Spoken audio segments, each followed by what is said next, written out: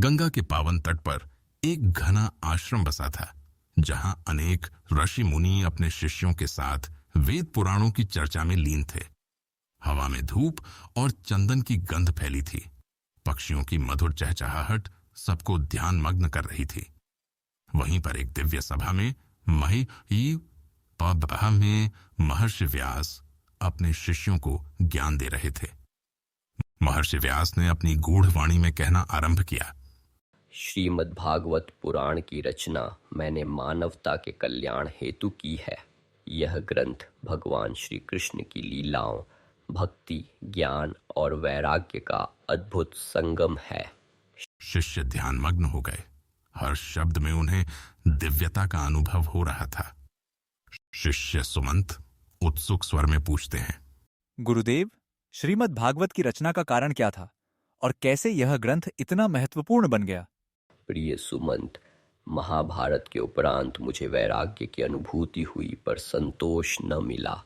मेरे पिता नारद मुनि के निर्देश पर मैंने भगवत लीला और भक्ति पर आधारित यह पुराण रचा, जिससे समस्त मानवता को राह दिखे।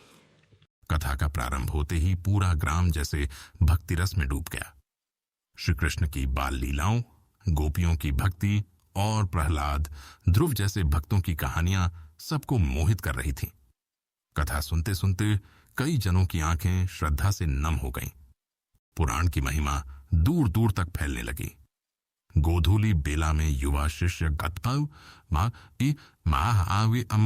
गांव गांव जाकर लोगों को भागवत की पावन गाथा सुनाते।